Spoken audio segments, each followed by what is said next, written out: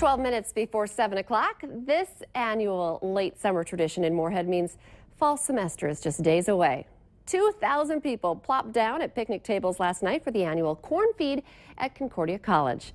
Student leaders helped shuck almost 5,000 ears of corn from a local farmer. This was the 41st year of the feed.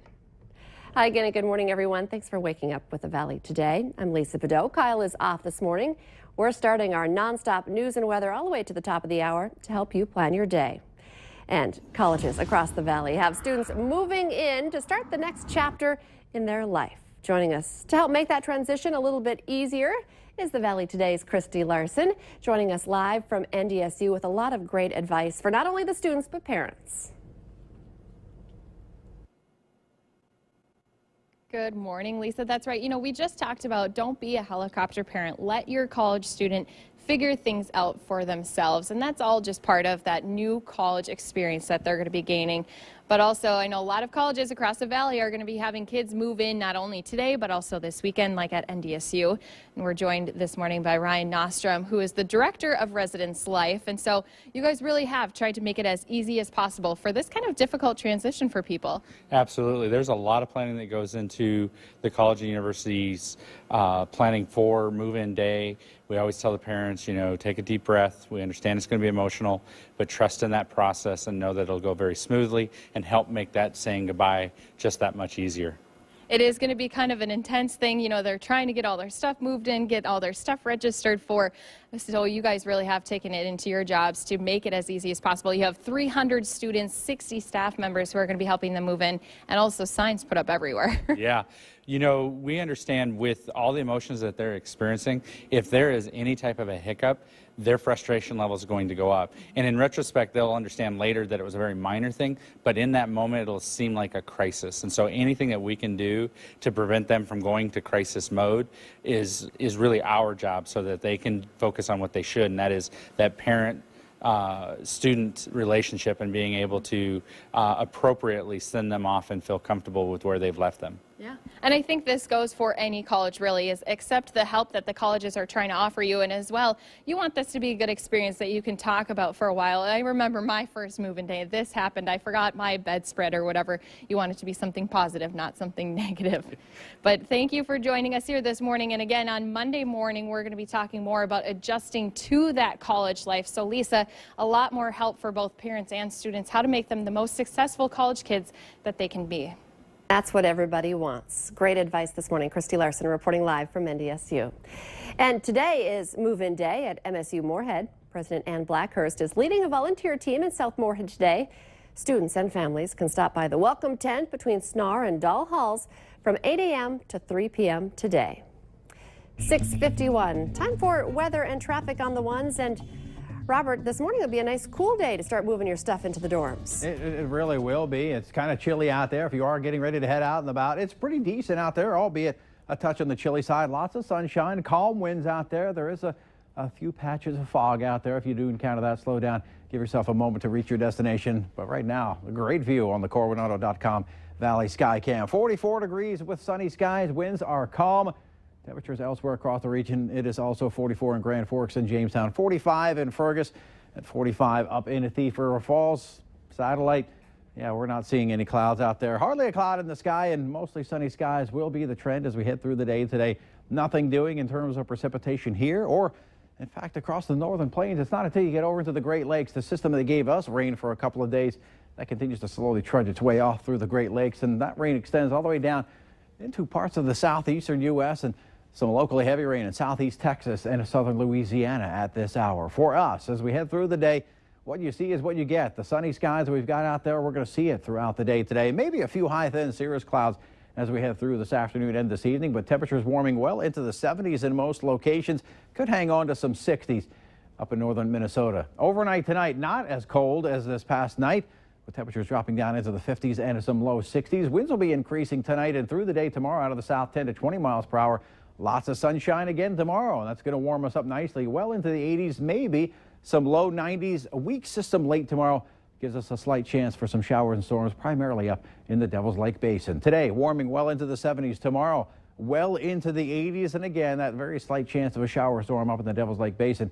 Saturday, Good chance for some showers and storms across the region. Some of those could be strong and perhaps severe along and east of the Red River.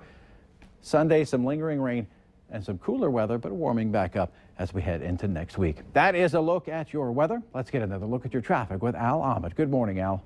Good morning, Robert. Good morning, everyone. Holy smokes, do we have traffic out here this morning. Interstate 94 is really busy, both north and southbound lanes. Bottles up a little bit right around the tri-level. Northbound Interstate 29, it's nuts, particularly from 32nd Avenue South up to about Main Avenue, and then it starts to spread out a little bit.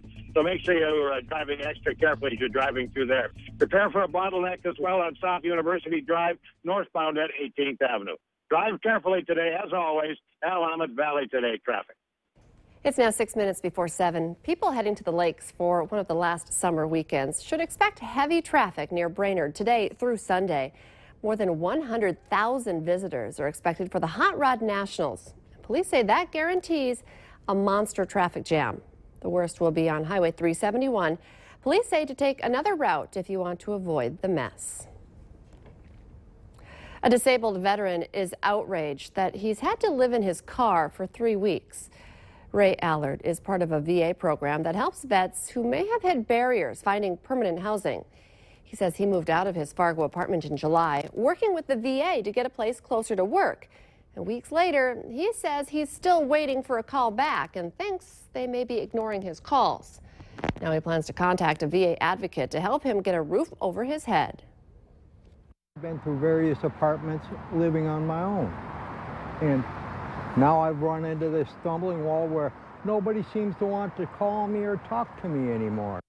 Fargo VA officials say they couldn't comment on this specific case because of privacy laws, but did say in a statement that the VA does not own or operate any housing. Officials say with the housing boom and roadblocks because of veterans' past lease issues, it can be hard to find available apartments. A new Fargo housing study says there's a need for more affordable housing in town. More people rent than buy, and part of that may be because of costs. Existing houses are more popular than new construction, and City Commissioner Mike Williams says the city really needs to look into incentives for developers to build lower-income homes. Fargo police may have more information today about a woman's body found in the garage of an apartment complex on the city's south side. It was discovered yesterday in the 1600 block of East Gateway Circle. Police say they do not believe the woman died of a criminal act. A 26-year-old Grand Forks woman has died from injuries suffered in a head-on crash with a semi last weekend. The North Dakota Highway Patrol says Rebecca Wright was driving the wrong way on I-29 near Manville when she hit the truck, causing it to hit another semi. All 3 vehicles were totaled. Parents of 2 Moorhead boys killed in a pickup rollover on I-94 near Fergus Falls in June are putting up $10,000 for information about a semi that may have played a role in the crash. Zach and Connor Kvalvog died, and 2 other students from Park Christian School were hurt. They were headed to Wisconsin for basketball camp. State Patrol said early in the investigation that it was looking for a semi that may have been involved in the rollover. A local man is pushing to legalize medical marijuana in North Dakota.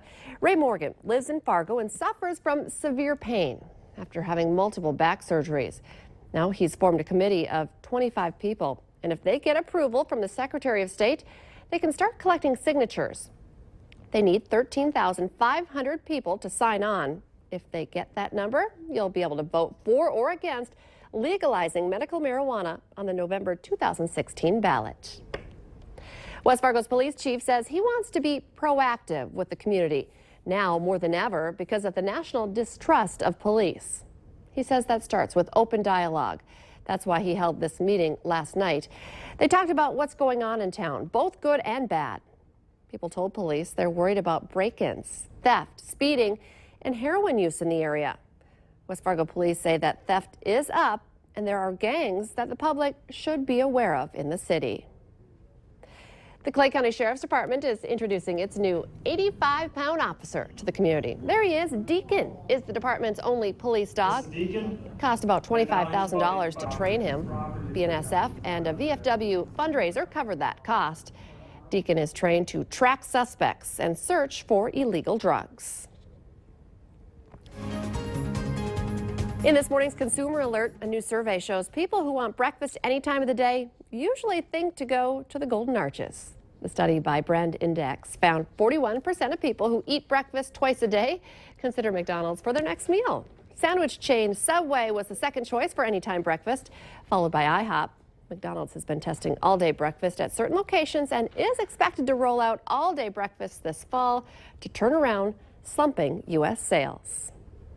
Let's get our answer now to our question of the morning on Facebook. Today's question, a new survey reveals 70% of men believe they are better than women at this. That's a key word in there, believe. The answer, I hear this from my husband all the time, driving and navigation. Why is the believe in there? You can take part in our question of the morning every weekday morning on our Valley News Live Facebook page. We're not admitting that you're better. You just think that you're better. A lot of women are great drivers, and a lot of men are bad drivers. True. It's true. There you go. I'm a great driver. I'm an excellent driver. All right. Current temperatures across the region. Grand Forks has dipped down to 42 chilly degrees. We're at 45 here in Fargo, 43 down in Sisseton. We've got some calm to very light winds, a little bit of patchy fog up in northern Minnesota. Otherwise, some clear skies, some sunny skies. We're going to see lots of sunshine, no precipitation out there. None anticipated today. Getting into the 70s. Tomorrow, some 80s, maybe near 90 in a few locations. Chance for some severe storms on Saturday along and east of the river. A nice rebound after those cold, rainy days. So nice to see the sun. Yeah. Thanks for waking up with the Valley today. More local news and weather in just 25 minutes.